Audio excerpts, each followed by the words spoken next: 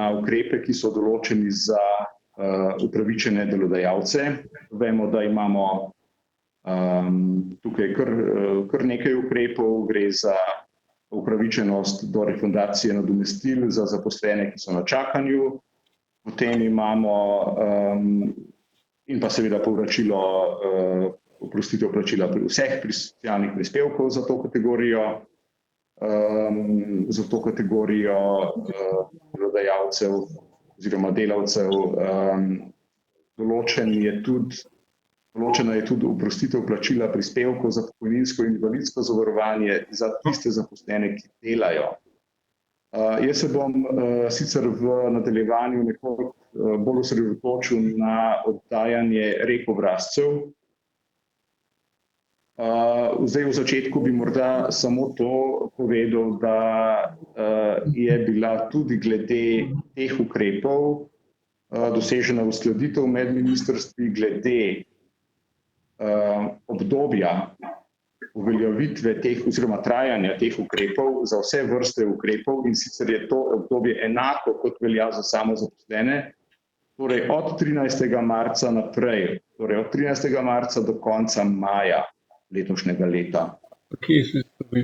Zdaj pa, glede na to, da smo praktično že pri pogojih za te ukrepe in pa pri samem postopku, ki bo potekal pri Zavodu za zaposlovanje, bi morda v tem momentu vprašal predstavnike MDDSZ-ja oziroma Zavoda, če lahko karkoli v zvezi s temi ukrepi v tem momentu povedo. V nasprotnem primeru pa bomo odgovore uskladili naknadno in vam jih posredovali. Torej, MDDSZ oziroma Zavod. Damo besedo lahko gospe Katji Vihar Bajuk. Ste z nami? Ja, dober dan, lepo pozdravljeni. Ja. Tako je, kot je rekel direktor Jenko, kar nekaj ukrepov v zakonu je tudi namenjeno zaposlenim, se pravi podjetjem, ki imajo zaposlene. In sicer tukaj bi se predvsem osredotočila na povračilo nadomestila plače delavcu, ki ne dela zaradi bodisi čakanja na delo ali pa zaradi tega, ker ne dela zaradi višje sile, ne more opravljati dela.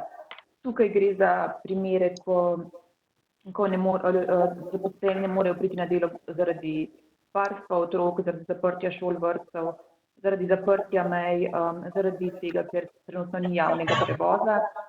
Tako da po novem bojo delavci, ki so na čakanju ali doma zaradi višje sile, vsi upravičeni do 80% nadomestila plače.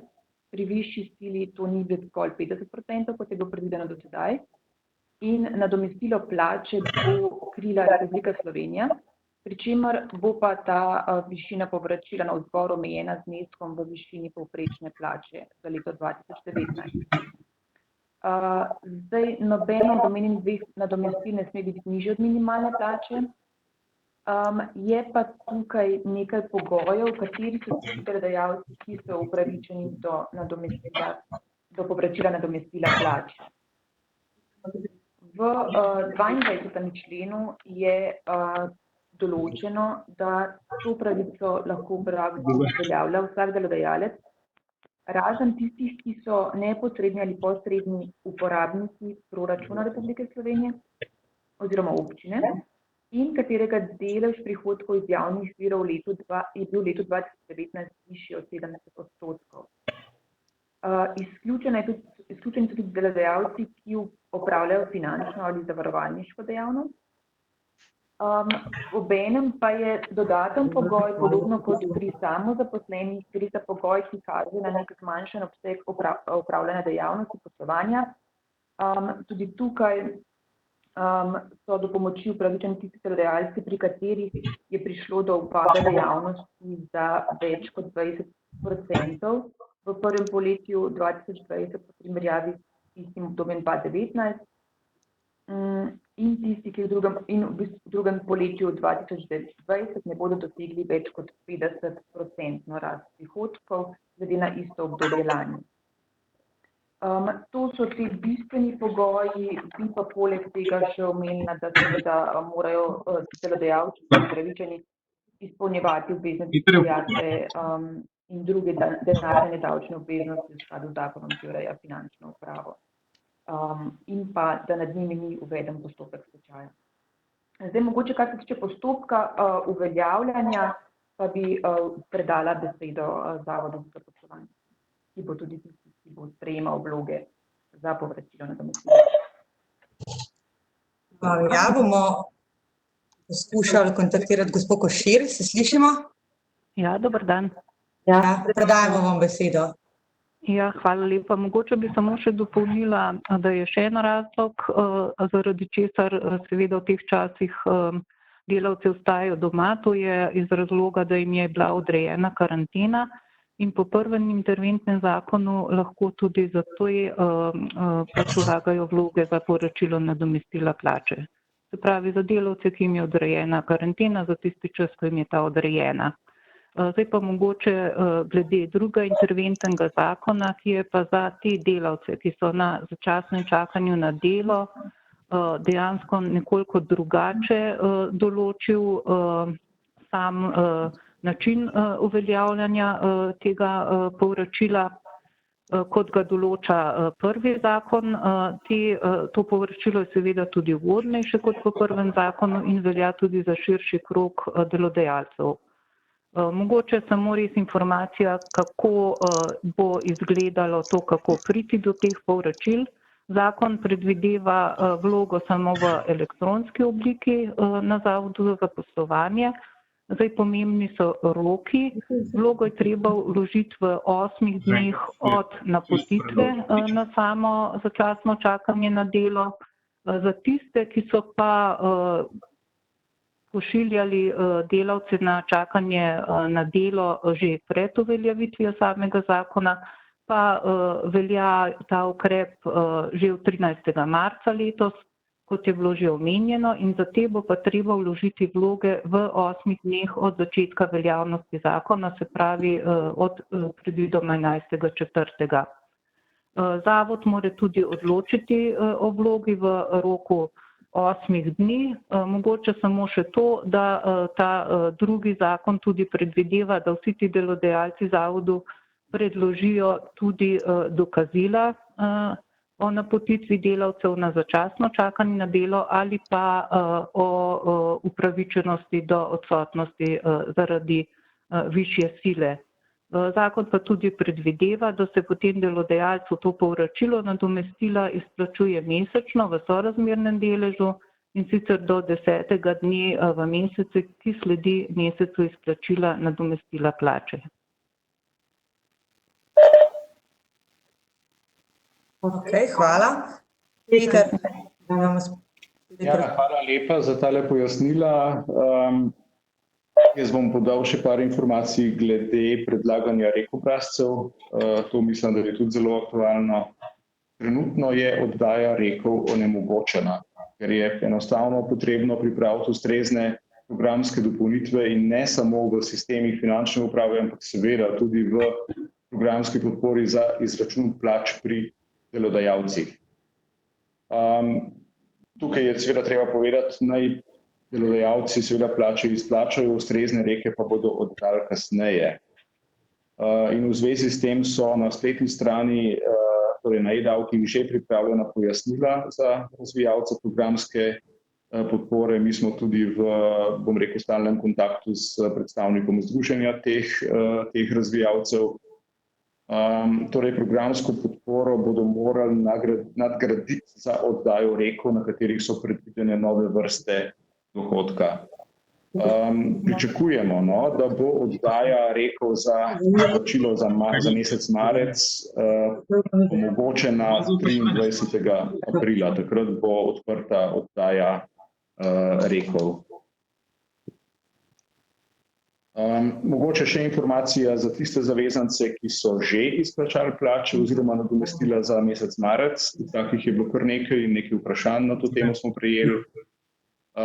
Torej, če so bile plače že izplačane in tudi obračuni oziroma reki že oddani, izplačevalci oziroma zavezanci bodo morali te reke ustrezno popraviti in seveda so za to predvideni že ustaljeni mehanizmi po zakonu o davčnem postopku. Mislim, da ne bo nekih večjih težav. To je bilo pravzaprav na kratko te splošne predstavitve, zdaj pa predlagam, da gremo kar po telih vprašanjih in pa poskušamo čim več odgovoriti. Ja, lahko. Peter, v bistvu zgoraj smo, mislim, da že odgovorili na par vprašanj. Najprej Tanja Smrekar glede časovno, zakaj veljajo ukrepi, smo pojasnili, da je od 13. marca, potem Zalaznik, Žurnal 24, kako je delodajalci plačujejo plače za marec, smo pojasnili. Glede rek obrazcev, mogoče tale vprašanje. Ali bo moral imeti upravičenec, na primer oprostitve prispevkov in temeljnega dohodka tudi plačane prometne prekrške? Ja, se strinjam, v bistvu to je, bom rekel, zelo relevantno vprašanje. Zdaj, tukaj imamo odgovor, jaz mislim kar direktno v zakonu, če pogledate 34. člen, 4. odstavek, tisti na koncu, torej mora imeti poravnane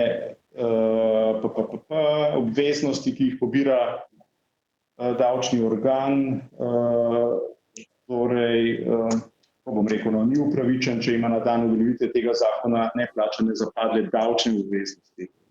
In glede na to, da zakon govori tukaj o davčnih obveznosti, mi ne bomo zraven preverjali tudi plačila glob. To je odgovor. Naslednje vprašanje, se pravi, tu smo pojasnili temeljni dohodek glede davčne obravnave, če gre dopolnilno pa to, da bi šli naprej. Ali lahko samozaposleni zaprosi plačilo prispevkov ali samo za temeljni, samo za oprostitev plačila prispevkov ali samo za temeljni dohodek, sprav eno osebi ali samo oboje? Jaz mislim, da to pač med sabo ni povezano, da to lahko zaprosi za eno ali za drugo ali za oboje.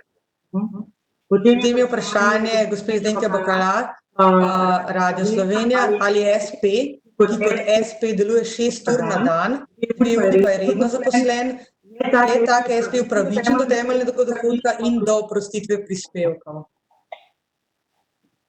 Tudi to mislim, da smo že pojasnili, tak SP ima pravzaprav 2 podlagi zavarovanja in po trenutni dikciji zakona izpade iz teh ukrepov, povedal pa sem, da se predvideva oziroma so predvideni, bom rekel, predlogi, ki bodo korigirali to stanje. Potem imamo spet vprašanje, zakaj je pogoj glede rasti prihodkov različen za samozaposlene in podjetja?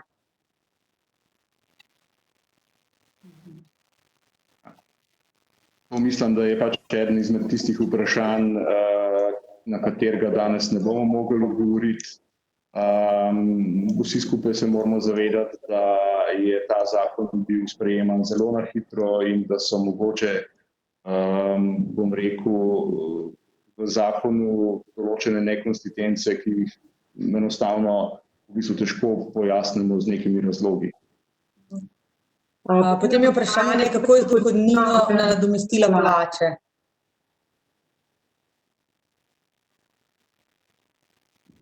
Ja, mislim, kakšno vprašanje, mislim, v kakšnem smislu.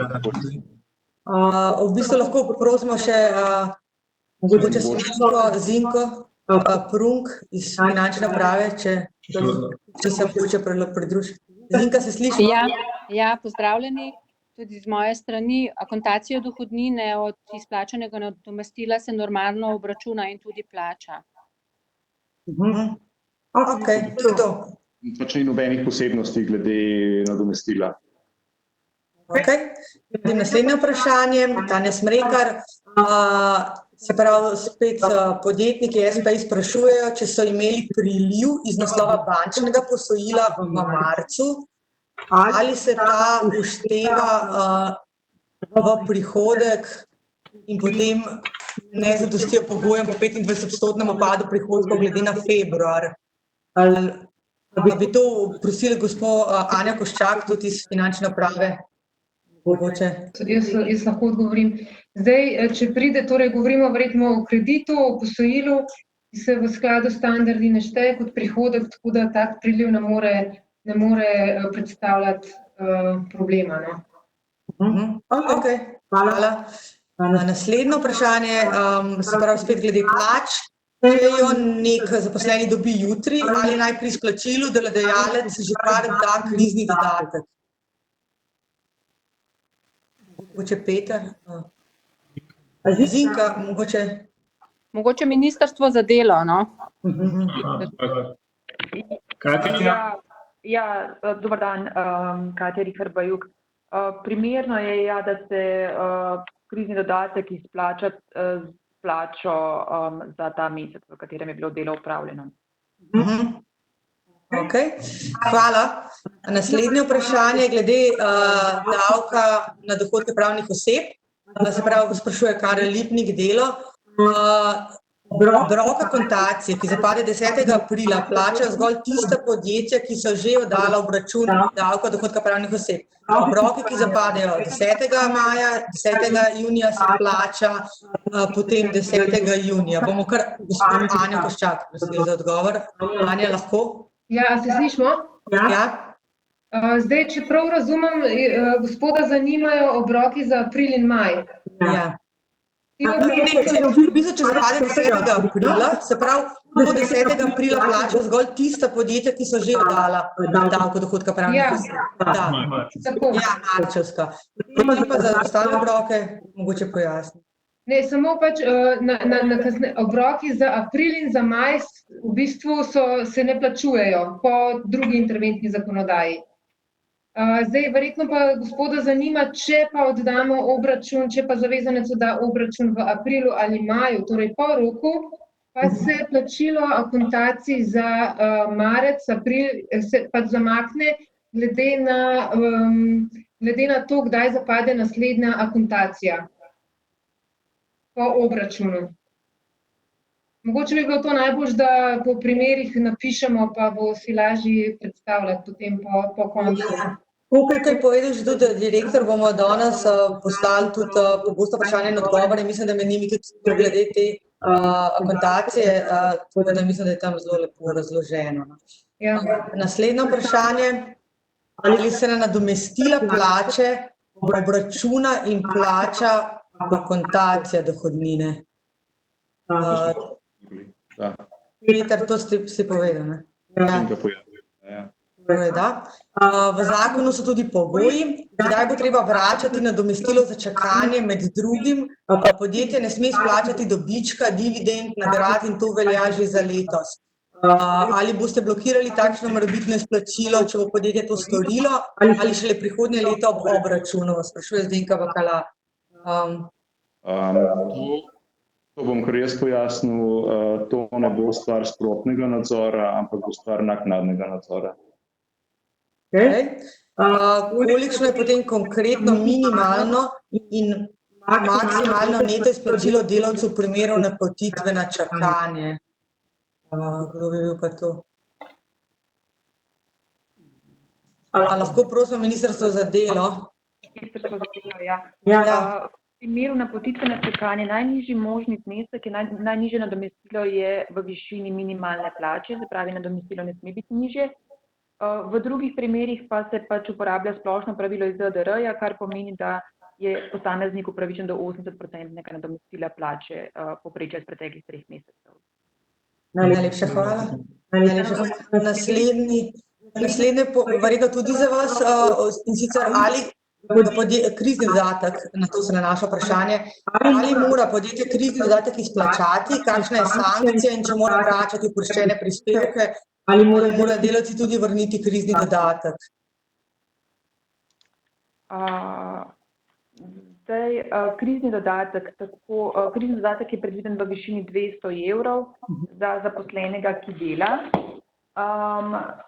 Za nadzor nad izplačilom tega je pristojen inšpektorat za delo, kar pa se tiče vrnitve, pa po našem razumevanju 99. člena to ni predvideno. Hvala.